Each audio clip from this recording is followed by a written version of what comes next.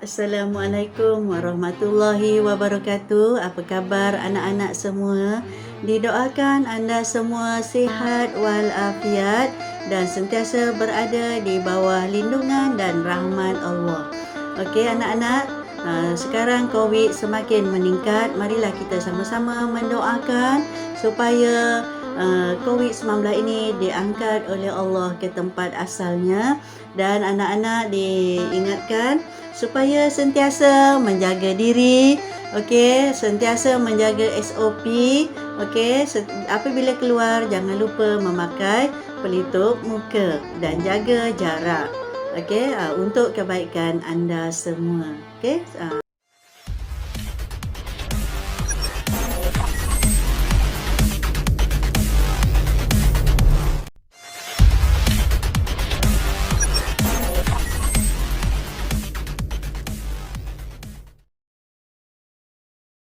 Kita akan belajar tentang pendidikan Islam, bidang sirah dan tamadun Islam tingkatan 2, kepimpinan Rasulullah sallallahu alaihi wasallam di Madinah.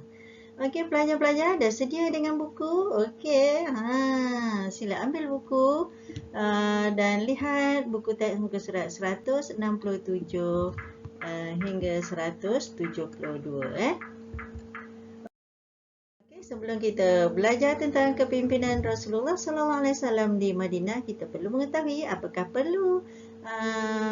perkara yang pelajar perlu kuasai. Okey, yang pertama, menyatakan tindakan pertama yang dilakukan oleh Rasulullah sallallahu alaihi wasallam dalam membina negara Islam.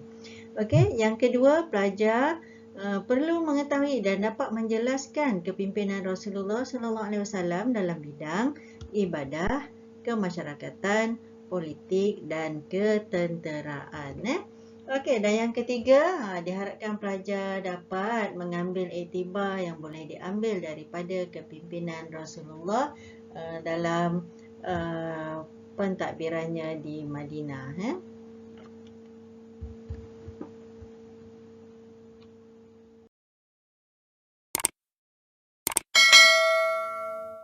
Okey, baiklah. Ini yang merupakan peta negara Islam. Okey, kita tengok sama-sama. Yang bertanda coklat ni, okey, yang bertanda coklat ni adalah kawasan pentadbiran di bawah pemerintahan Rasulullah sallallahu alaihi wasallam. Bermula dari 612 hingga 632 Hijrah. 612 hingga 632 Masihi. Okey, kemudian yang bertanda seperti coklat cair ni, okey, ini adalah pentadbiran di bawah Khulafa Ar-Rasyidin, okey, iaitu pada tahun 635 hingga 680 Masihi. Okey, dan yang seterusnya ini adalah di bawah pemerintahan Kerajaan Umayyah, dengan yang di sini, di bawah pemerintahan Kerajaan Umayyah, bermula daripada 681 hingga 750 Masihi. Okey, selepas Kerajaan Umayyah, Kerajaan Islam ditadbir oleh Kerajaan Abbasiyah dan juga Kerajaan Utsmaniyah. Okey, dalam membina negara Islam, kita tahu pemerintahan kerajaan Islam yang pertama di dunia bermula di Madinah. Rasulullah sallallahu alaihi wasallam telah membina asas negara Islam Madinah yang kuat. Okey, dengan cara yang pertama ialah dengan membina masjid. Okey, yang kedua mempersaudarakan Ansar dan Muhajirin. Yang ketiga menggubal piagam Madinah. Dan yang ketiga, membina pusat perniagaan. Okey, 4 asas penting, okey, yang dibina oleh Rasulullah dalam membentuk negara Madinah.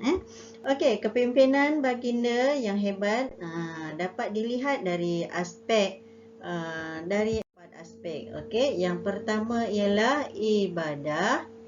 Okey, yang kedua politik. Yang ketiga, kemasyarakatan. Dan yang keempat ialah ketenteraan.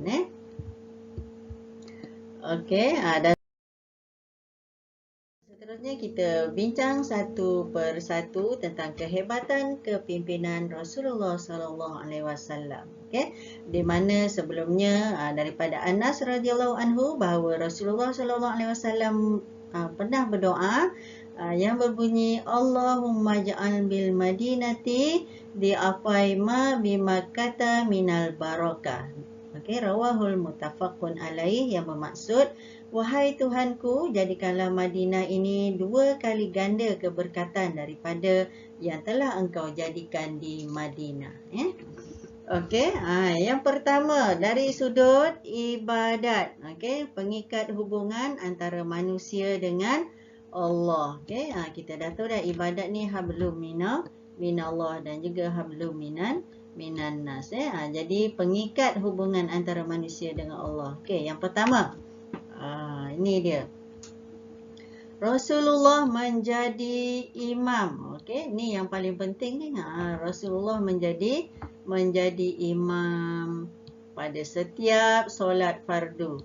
Okey, kecuali ketika dia sakit. Ketika dia sakit, siapakah yang menjadi imam? Ketika dia sakit, yang menjadi imam biasanya dia memilih Saidina Abu Bakar. Okey, yang kedua, Rasulullah menjadikan masjid sebagai syiar Islam. Okey, masjid dijadikan sebagai syiar Islam, tempat tumpuan masyarakat untuk beribadat, menuntut ilmu dan menyelesaikan sebarang masalah, kan? Seperti hari ini, kan, di mana umat Islam banyak kelas-kelas pengajian di masjid. Okey, dan kemudian banyak aktiviti-aktiviti menyambut hari kebesaran Islam dilaksanakan di masjid, dan juga banyak aktiviti lain untuk mengimarahkan masjid yang dilakukan oleh EJK Masjid. Okey, yang seterusnya ialah di mana Rasulullah sallallahu alaihi wasallam mengutamakan solat fardu kerana hubungan akidahnya yang sangat rapat dengan Allah. Okey, Rasulullah mengutamakan solat fardu. Okey, dan yang seterusnya, yang keempat, Rasulullah istiqomah menunaikan solat sunat dan qiyamul lail di rumah sebagai tanda bersyukur kepada Allah. Ni yang sangat penting ni. Okey, sebab itu kalau kita tengok Rasulullah ingin melantik seseorang ketua, dia akan tengok berapa banyak para sahabat solat sunat, qiyamul lail, puasa dan sebagainya. Sedangkan Rasulullah sendiri pun okey, solat qiyamul lail dia sampai bengkak kedua-dua kakinya, kan. Sampaikan Sayyidatina Aisyah tanya, wahai Rasulullah, kenapa awak masih nak bangun malam, nak solat? Bukankah awak Rasul yang dah menjadi kekasih Allah? Okey, Rasulullah jawab apa? Afala akunu abdan syakura, kan. Hadis ni diriwayatkan dari muttafaqun alaih juga, yang bermaksud, adakah tidak boleh untuk aku menjadi hamba yang bersyukur, kan? Okey, jadi kita ni sebagai manusia yang sentiasa memerlukan bantuan dan pertolongan orang lain, terutamanya daripada orang yang terdekat dengan kita. Macam tu juga apalagi dengan Allah, kan. Allah memang sentiasa bantu kita dan memberi yang terbaik pada kita. Apa salahnya, kan, kita cuba usaha untuk buat yang terbaik kerana Allah. Okey, kita cuba untuk melaksanakan amalan-amalan sunat yang disukai oleh Allah dan Rasulnya sebagai tanda terima kasih kita kepada Allah dan Rasulullah. Okey, dan yang ketiga, yang seterusnya, kesempurnaan akidah dan ibadat Rasulullah adalah kerana kesempurnaan akhlak Rasulullah, di mana Rasulullah ni menyempurnakan akhlaknya. Okey, jadi kita kena belajarlah dari Rasulullah ni untuk menyempurnakan akhlak kita, yang sentiasa mengamalkan perintah Allah dengan cara yang terbaik. Jadi kita cuba berusaha untuk buat yang terbaik agar kita menjadi hamba Allah yang terbaik. Okey, kemudian kedua, kehebatan kepimpinan Rasulullah di bidang kemasyarakatan, okay? Di mana kita tahu bidang kemasyarakatan ni tujuannya adalah ukhuwah, teras kesatuan ummah. Kehebatan kepimpinan Rasulullah berjaya menjadikan masyarakat Madinah ni hidup harmoni, saling bantu-membantu dan bersatu mempertahankan negara Madinah. Okey, kemudian terbentuknya sebuah masyarakat Madinah yang baru. Okey, adalah gabungan daripada golongan Ansar, Muhajirin dan juga Yahudi. Kejayaan ini dapat dilihat melalui usaha baginda. Okey, yang pertama, apa usahanya? Okey, kita tengok bersama-sama. Okey, usahanya ialah mempersaudarakan sesama Islam. Mempersaudarakan sesama Islam. Okey, di mana Rasulullah mempersaudarakan Muhajirin dan Ansar dalam ikatan Islam. Setiap orang Ansar mengambil seorang Muhajirin sebagai saudaranya. Okey, serta berjanji untuk membantunya.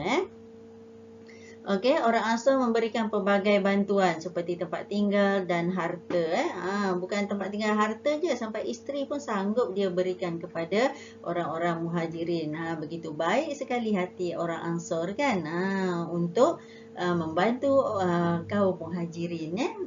Okey, kemudian yang kedua, jaminan keselamatan kaum bukan Islam. Siapa kaum orang bukan Islam tadi? Okey, Yahudi. Okey, di mana Rasulullah SAW mengadakan perjanjian dengan kaum Yahudi dan musyrikin yang perlu bersama-sama menjaga keselamatan dan keamanan Madinah. Okey, yang kedua, hak kemasyarakatan dan kebajikan mereka tetap dijaga dan tidak diceroboh. Okey, di mana orang bukan Islam ni juga mainkan peranan untuk menjamin keselamatan dan keamanan. Sebab dengan keamanan dan keselamatan ni lah pelbagai pembangunan dapat dilaksanakan. Okey, kemajuan dapat dilaksanakan. Okey, pendidikan Islam dapat disebarkan dengan luas kan. Itu pentingnya keamanan dan keselamatan. Okey, seterusnya, jabatan kepimpinan Rasulullah dilihat dari aspek politik. Okey, di mana dengan politik ni dia memacu kestabilan negara. Okey, Rasulullah SAW bijak menjaga keamanan dan kestabilan negara Madinah. Strategi politik baginda yang dia buat adalah yang pertama, Rasulullah buat apa? Menjaga hubungan dalaman. Menjaga hubungan dalaman. Rasulullah menggubal piagam Madinah, iaitu perlembagaan negara Madinah secara bertulis. Yang pertama di dunia. Yang pertama di dunia. Okey, piagam ini dibina atas dasar tanggungjawab dan keadilan untuk memastikan hak setiap individu yang mematuhi piagam ini terpelihara. Okey, yang kedua, Rasulullah mengamalkan konsep syura dalam pemerintahannya. Apakah dia syura? Syura ni ialah mesyuarat, berbincang dengan para sahabat, membina pandangan dan menetapkan keputusan secara bersama.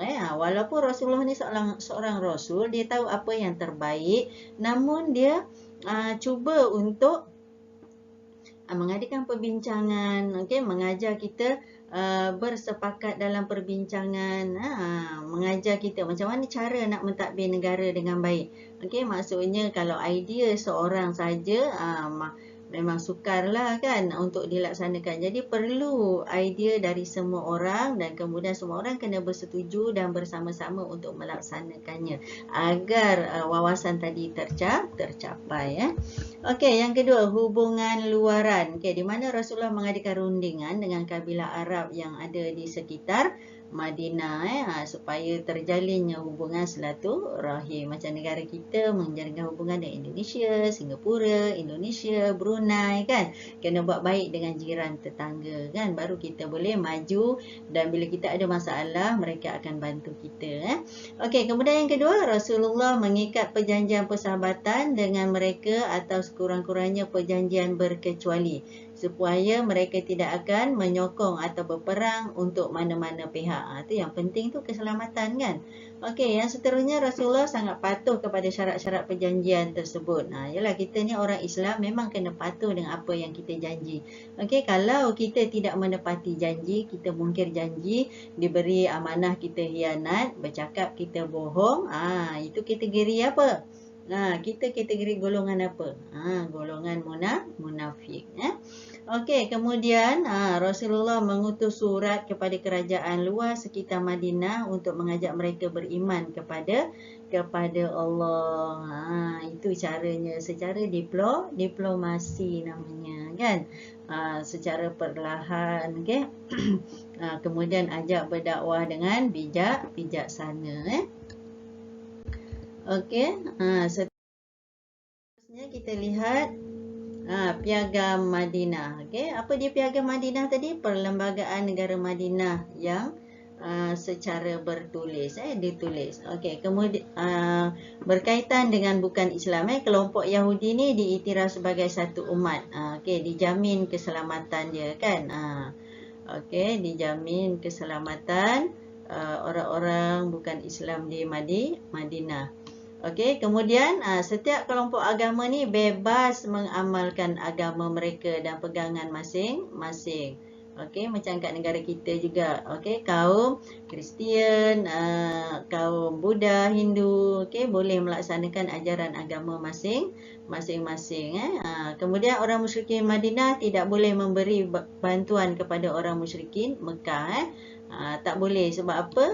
Biasalah orang musyrikin ni, orang yang mensyirikkan Allah ni kan, biasalah kalau kita tengok dengan Allah pun dia boleh berpaling, apalagi dengan manusia kan. Okey. Kemudian pada zaman Nabi dulu agama boleh dilaksanakan. Okey, kemudian mereka boleh juga minum arak, okey. Tapi di rumah masing-masing, tidak ada kedai yang jual arak. Okey, sepatutnya negara kita kena buat macam tu kan. Jadi tidak adalah sumber negara tu daripada arak menjadikan sumber negara kita haram kan. Okey, sebab bila ada arak ni menyebabkan kita susah untuk bekerja kan. Pergi pasar raya ada arak, pergi kedai runcit ada arak kan. Jadi kita sebagai orang Islam, kita kena maju, kita kena bina pasar raya, kena bina kedai runcit kita sendiri supaya tidak ada benda-benda haram di situ. Dan bila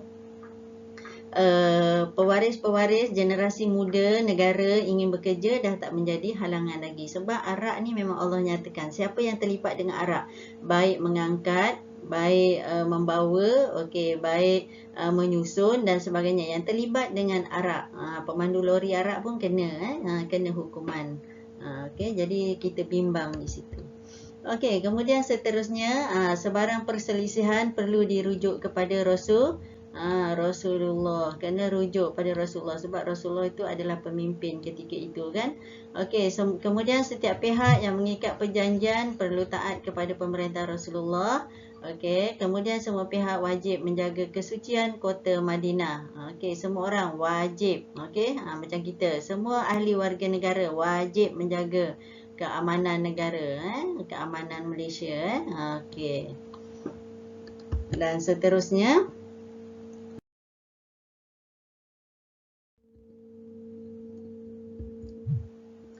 okey, ni kita tengok contoh surat undangan untuk beriman. Okay, ni contohlah surat yang Rasulullah tuliskan. Ni tulisan Arab, kita pun tak reti nak baca kecuali kalimah Allah je yang kita tahu kan. Okey, kat situ kita tengok contoh surat undangan untuk beriman. Rasulullah tulis Bismillahirrahmanirrahim, daripada Muhammad dan pesuruh Allah, okey, kepada Al-Maqawqis, pemeluk agama Kristian yang terkenal. Dia sebut puji-pujian kat situ. Selawat dan salam ke atas mereka yang mengikut petunjuk Allah Subhanahu Wa Taala. Aku menyeru kamu supaya memeluk Islam dan menjadi seorang Muslim. Okey, kaedah ni pun pernah digunakan oleh Nabi siapa yang boleh bercakap dengan haiwan? Nabi Sulaiman. Nabi Sulaiman dia tulis sepucuk surat. Okey, kemudian dia minta burung dia hantar kan kepada kerajaan yang sangat besar ketika itu kan, kerajaan untuk menjelaskan tentang Islam ni kan. Okey, seterusnya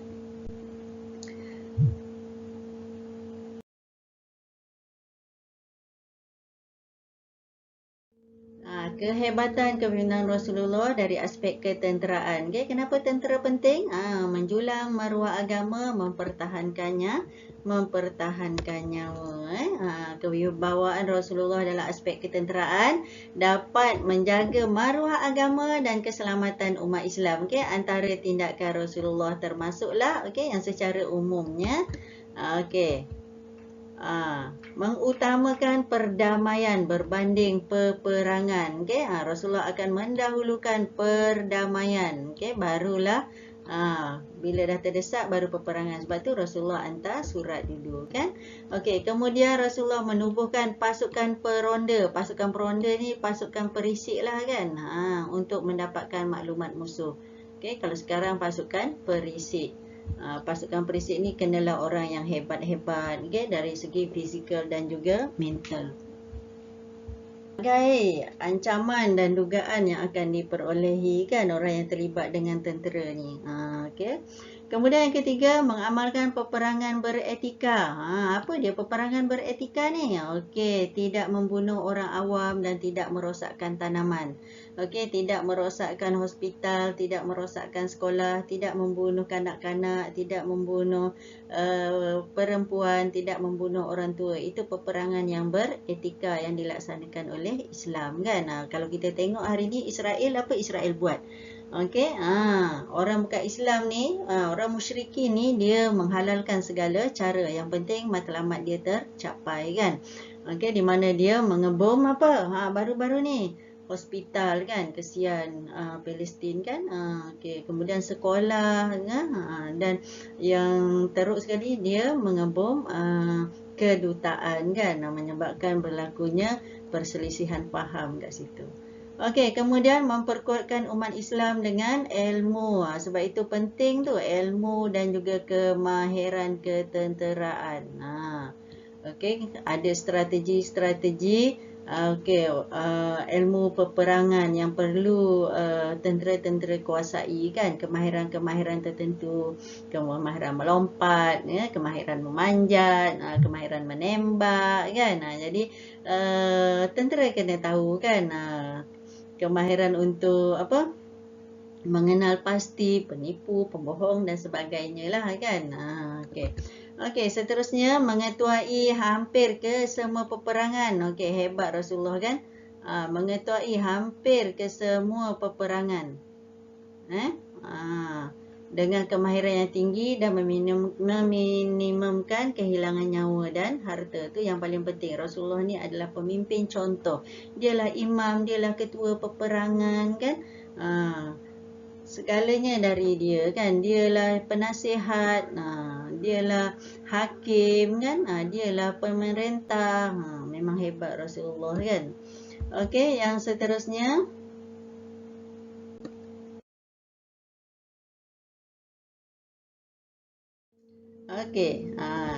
yang kedua adalah strategi peperangan. Rasulullah gunakan strategi peperangan. Macam mana Rasulullah lakukan? Yang pertama mempelbagaikan strategi peperangan. Mempelbagaikan strategi peperangan yang mengelirukan. Mengelirukan siapa? Mengelirukan musuh. Yang kedua bergerak secara rahsia dan pantas, sehingga tidak memberi peluang kepada musuh untuk menyerang balas dan akhirnya musuh menyerah kalah dan melarikan diri.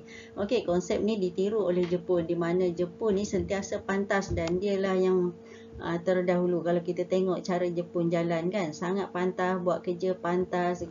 Memang masa bagi dia tu sangat berharga. Jadi siapa yang pantas, dialah yang cepat dapat kan. Jadi kita ni kena jadi umat Islam yang bergerak pantas supaya tidak dikalahkan oleh musuh kan. Kemudian yang seterusnya melancarkan serangan psikologi.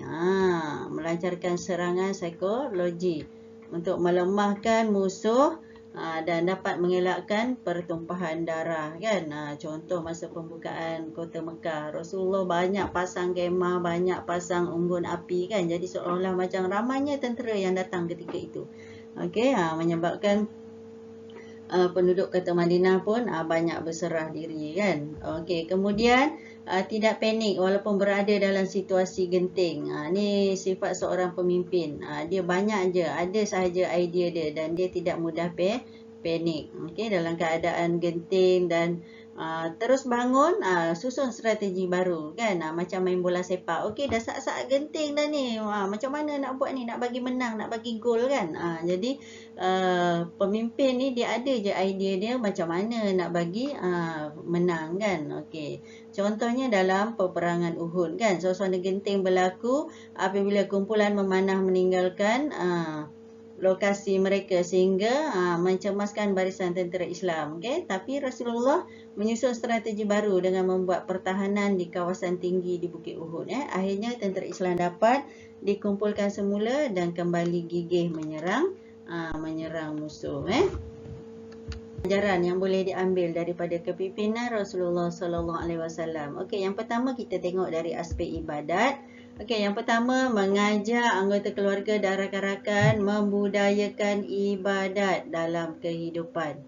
Okey, kalau boleh semua amalan yang dibuat itu hendak dijadikan sebagai ibadat. Okey, kerana ketaatan kepada Allah bermula dari rumah kan. Bermula dari rumah, ajak adik-beradik kita solat berjemaah, solat di awal waktu kan. Kita laksanakan azan, iqamah kan. Adik-beradik, ajak adik-beradik laksanakan. Okey, kemudian mengimarahkan masjid dengan menyertai aktiviti masjid seperti solat berjemaah dan menghadiri majlis ilmu kan. Imarahkan masjid, tapi sebab sekarang ni COVID kan. Jadi lockdown, jadi masjid tak boleh solat di masjid. Jadi kita laksanakan kat rumah. Okey, kalau boleh kita adakan majlis ilmu di rumah, terutamanya antara waktu maghrib dengan waktu isyak kan. Kita ambillah buku-buku agama yang ada. Jadi adik-beradik buat rotation untuk baca kan. Kalau ayah nak buat, alhamdulillah kan. Okey, kalau tak kita usahakan untuk buat bersama dengan adik-beradik kita.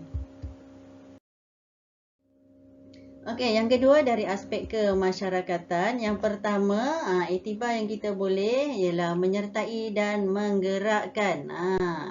Menyertai menyertai ni paling kurang kan. Nak menggerakkan tu kena ni lah komitmen yang sangat tinggi kan. Menyertai dan menggerakkan aktiviti kemasyarakatan dan sukarelawan. Contoh tolong gotong royong, okey, kenduri kendara. Okey, lagi zaman lockdown ni ada orang nak sampaikan bantuan, kita pergi bantu kan. Lepas tu ada pula makcik yang tinggal rumah sorang-sorang, tak ada kenderaan nak pergi, kita bantu kan. Okey, seterusnya ialah memelihara hubungan baik. Membantu sesama rakan tanpa mengira kaum. Tanpa mengira kaum dan agama. Sebab apa? Sebab dengan akhlak yang baik inilah kita dapat menarik minat orang bukan Islam terhadap ajaran Islam. Macam Rasulullah berdakwah bilhal, berdakwah daripada perkataan dulu, daripada perbuatan dulu. Kemudian yang ketiga, melibatkan diri dalam aktiviti ekonomi setempat. Okay. Apa yang kita boleh bantu? Kita cuba bantu. Okay. Cuba carikan dana untuk membantu orang-orang yang terkesan dengan lockdown ni. Okey, contoh keusahawanan kecil, koperasi sekolah. Okey, kalau dulu sebelum lockdown kita sentiasa ada hari koperasi kan. Jadi kita berlatih berniaga kat situ. Okey, kemudian dari aspek politik iktibar yang boleh diambil. Okey anak-anak, sebagai pengenalan inilah rupanya kan bahagian hadapan Masjid Nabawi. Okey, kemudian ni ada payung yang sangat besar kan. Bila tengah hari dia terbuka, okey, bila malam dia kuncup. Jadi bolehlah kita tengok bintang-bintang yang ada di langit kan, kehebatan teknologi hari ini. Jadi orang Islam tu kena hebat. Okey, yang pertama berdisiplin dan mematuhi peraturan yang ditetapkan selagi tidak bercanggah dengan syariat Islam. Kena pastikan kita kena disiplin. Seorang pemimpin tu kena disiplin dan tepat waktu, kena patuh peraturan. Okey, kena latih diri kita untuk patuh pada peraturan yang ada. Okey. Supaya menjadi contoh kepada orang lain. Okey, yang ketiga, kita perlu menyumbangkan idea untuk pembangunan kelab atau persatuan. Jangan segan-segan, sumbangkan idea yang kita ada. Mungkin Allah memberi ilham kepada kita tapi Allah tak bagi pada orang lain. Jadi kita kena share idea kita. Tapi jangan kecil hati kalau idea itu tidak diterima. Kita hanya niat lillahi ta'ala untuk membantu persatuan kita lebih maju. Okey, seterusnya. Tidak bersubahat. Tak bersubahat dengan orang yang buat jahat. Okey, kawan buat prasugut, kita tak payah nak ikut kan. Kawan apa? Ponteng kelas tak payah kita nak ikut. Okey, patutnya kita yang kena berdakwah kepada mereka. Okey. Kerana perbuatan yang tak baik tu boleh memudaratkan diri, masyarakat, agama dan negara. Okey, seterusnya kita lihat dari aspek ketenteraan. Okey, iktibar daripada kepimpinan Rasulullah SAW. Okey, yang kita boleh ambil ialah menanamkan sifat cinta pada negara dan patriotisme. Kita kena sayang negara kita kan. Kalau orang Indonesia berlaku sesuatu yang tak baik pada negara kita, mereka boleh balik kan. Tapi kita nak pergi mana? Orang India boleh balik ke India, orang Cina boleh balik ke negara Cina, walaupun dia warga negara Malaysia, tapi mereka ada saudara mara kat sana. Kalau macam kita, orang Melayu ada juga saudara mara di Indonesia kan. Tapi yang tak ada tu macam mana? Inilah negara kita kan. Walaupun kita ada saudara kat sana, tapi warga negara kita adalah Malaysia. Jadi kita tak boleh juga nak lari. Jadi kita kena mempertahankan negara kita. Sanggup berkorban demi agama dan negara. Sebab itu pentingnya ketenteraan dan ilmu-ilmu ketenteraan. Walaupun kita bukan tentera, tapi kita kena belajar sendiri.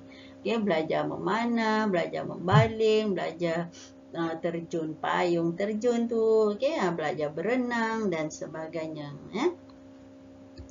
Okey, yang seterusnya menjaga kekuatan fizikal dan mental. Kita kena jaga kekuatan fizikal dan mental kita supaya apa-apa saja musibah yang datang, yang melanda kita atau negara kita, kita dah bersedia dah. Dengan menyertai aktiviti sukan dan co-curriculum. Okey, kalau dulu kita ada hari sukan kan, kita ada perkhemahan, jadi seronok kan, rindu rasa nak pergi sekolah. Betul tak? Okey, seterusnya kita perlu menyertai dan menggerakkan badan beruniform. Ini melatih kita menjadi seorang pemimpin. Kita belajarlah jadi pemimpin persatuan dulu. Mana tahu satu hari nanti kita menjadi pemimpin negara, pemimpin negeri, pemimpin kawasan kita. Okey, sampai di sini sahaja perkongsian saya. Ada pertanyaan tak? Okey, diharap semuanya dapat memahami apa yang saya sampaikan. Baiklah, kita cuba dengan latihan yang pertama. Okey, latihan yang pertama, pemerintahan kerajaan Islam yang pertama di dunia adalah bermula di mana? A. Jordan, B. Palestin, C. Madinah, D. Mekah. Okey, apakah dia? Okey, mari kita tengok jawapan dia. Ya, di Madinah. Pemerintahan kerajaan Islam pertama di Madinah. Okey, kita tengok soalan yang kedua. Kehebatan pemimpin, kepemimpinan Rasulullah jelas terlihat dalam aspek berikut kecuali A. Politik, B. Kemasyarakatan, D. Ketenteraan, C. Ketenteraan, D. Kesejahteraan. Okey, yang mana satu? Okey, yang mana satu? Okey, kita tengok apakah jawapan dia. Okey, kesejahteraan. Okey, A, B, C ni semuanya ada kan? Sepatutnya kat sini apa? Ibadat kan? Okey. Okey, seterusnya, Malaysia mempunyai masyarakat yang berbilang bangsa dan agama. Huraikan peranan yang dapat anda lakukan untuk menjamin keharmonian negara. Okey, ini adalah soalan kebat. Soalan kebat perlukan 4 perkara dalam menjawab. Yang pertama isi, yang kedua huraian, yang ketiga huraian lengkap, yang keempat ialah kesimpulan. Okey, kita lihat contoh jawapan. Okey, yang pertama, menjaga hubungan dengan masyarakat setempat, ini isi, kemudian guna kata hubung. Okey, kata hubungnya ialah agar. Okey, kemudian huraian dia ialah kesejahteraan dalam masyarakat terjaga. Okey, kemudian huraian lengkap. Saya guna kata hubung kesannya, kesannya. kita akan hidup saling bekerjasama dan tolong menolong. Okey, kesimpulannya kita hendaklah saling menghormati agar hidup diberkati Allah. Okey. Baiklah, sampai di sini sahaja perkongsian saya pada kali ini. Dan diucapkan banyak terima kasih kepada anda yang sudi bersama saya. Dan jangan lupa, be happy, la tahzan, Allah ma'ana. Belajar dari hati. Dan jangan lupa like, share, komen dan subscribe channel saya sebagai tanda sokongan anda kepada saya. Terima kasih. Jumpa lagi pada siri akan datang. Assalamualaikum warahmatullahi wabarakatuh.